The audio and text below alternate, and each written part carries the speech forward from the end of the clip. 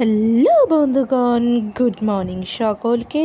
তো দিনটা ছিল সানডে, সকাল সকাল সবাই মিলে বেরিয়ে পড়েছিলাম একেবারে জনশূন্য রাস্তা দিয়ে। যাচ্ছি কোথায়, ভিডিওটা দেখতে থাকো, সব কমপ্লিট পুরো একেবারে ইনফরমেশন তোমাদেরকে দেব। তো একেবারে উঠে পড়েছিলাম ভোরবেলার ফাঁকা ট্রেনে, 6:40-এর ট্রেন নিয়েছিলাম। আমরা এখন যাচ্ছি শিয়ালদা। বলতে বলতে ট্রেন এখন শিয়ালদা স্টেশনে ঢুকছে। তো শিয়ালদা স্টেশনে দেখো কে চলে এসছে, গুড্ডু, জিজু আর দিদি। ওরা নেক্সট কামরায় উঠেছিল, তাই আমাদের সাথে একসাথে দেখা হয়নি। পরবর্তীকালে একসাথে দেখা হয়ে আমরা আবার শিয়ালদা থেকে নর্থের ট্রেন নিয়েছি। আমরা এখন যাচ্ছি লোকনাথ বাবার ধাম চাকলাতে।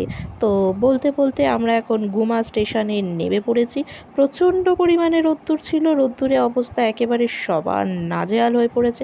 তো গুমা থেকে আমরা ফাইনালি টোটো নিয়েছিলাম। তো টোটোতে জনপ্রতি এখানে 35 টাকা করে নেয় চাকলা ধামে যেতে। রাস্তাটা অনেকটাই বেশ অনেকটা রাস্তা, যে রাস্তাটা যেতে আমাদের মোটামুটি একটু কষ্ট সৃষ্টে যেতে হয়, কারণ এখন রাস্তাটা একটু খোঁড়া, সামনের দিকটা একটু খারাপ রাস্তা। আর এই রাস্তা দিয়ে যেতে যেতে সব থেকে বেশি যেটা দৃষ্টি আকর্ষণ করে সেটা হচ্ছে রাস্তার দুধারে আম, জাম, কাঁঠাল, এই গাছগুলো আর আমগুলো দেখলে মনে হয় একেবারে হাত বাড়ালেই পেরেনি।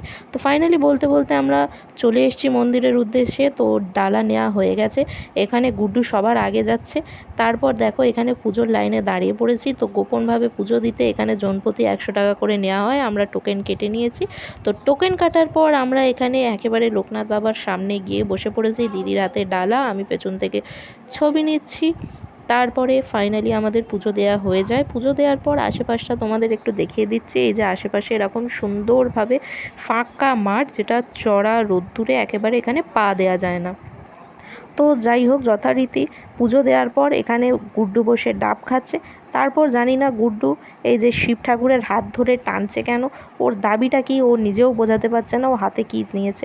তারপর এখানে আমরা ভোগ খাওয়ার লাইনে দাঁড়িয়ে পড়েছি। তো ভোগ এখানে দু রকমের হয়, একটা হচ্ছে রাজভোগ যেটা 80 টাকা প্লেট নেয়, আর একটা হচ্ছে খিচুড়ি ভোগ যেটা 40 টাকা প্লেট নেয়। তো ভিড়টা প্রচণ্ড ছিল।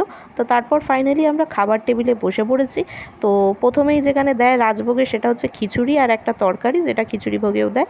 তারপর রাজভোগ আর আলুর দম, তারপর থাকে চাটনি, তারপর থাকে পাঁপড়, তারপর থাকে পায়েস। তো খাওয়া দাওয়া শেষ করে এখন যেহেতু প্রচণ্ড গরম, একটু আইসক্রিম তো খেতেই হবে, তাই আনতে চলে গেছিলাম আইসক্রিম সবার জন্য। আমিও এখানে আইসক্রিম খাওয়া শুরু করে দিয়েছি। তো আইসক্রিম খাওয়া দাওয়া হয়ে গেছে। তো ফাইনালি এবার আমাদের বাড়ি ফেরার পালা। তো এই যে চাকলা মন্দির ছেড়ে আমরা এখন টোটো উঠে বসে পড়েছি। আমরা আবার পৌঁছাবো এখন গুমা স্টেশনের উদ্দেশ্যে। দিদি ওপারে বসে টিকিট কাটছে, আমাদের ফিরতে হবে বাড়ি। তো এই যে দেখে নাও, আশেপাশে সেই সবুজের মাঝখান ছেড়ে আমাদেরকে এখন বাড়ি ফিরতে হবে। তো এই সবুজ একেবারে মন প্রাণ দৃষ্টি আকর্ষণ করে সব সময় আমার। তো ওপরের আকাশটাও বেশ সুন্দর ছিল, না বেশি রোদ্দুর না বেশি ঠান্ডা, এরকম একটা পরিবেশ ছিল, যেটা খুবই সুন্দর লাগছিল। তো ফাইনালি বলতে বলতে আমরা গুমা স্টেশনে এসে পৌঁছে গেছি। তো এখান থেকে আমাদের ট্রেনে করে আমরা শিয়ালদা থেকে আবার বাড়ি ফিরবো। তো রোদ্দুরে একেবারে সানগ্লাস, গগলস আর রুমাল, জলের বোতল এগুলো ছাড়া আর থাকাই যাচ্ছে না, অবস্থা গরমে নাজেহাল হয়ে পড়েছে। তো ফাইনালি আমরা শিয়ালদায় এসে গেছি। শিয়ালদা থেকে এবার আমাদের বাড়ি ফেরার ট্রেন। এখানে গুড্ডু তোমাদেরকে একটু হাই করে দিল। তো চলো এখন আমরা বাড়ি ফিরবো।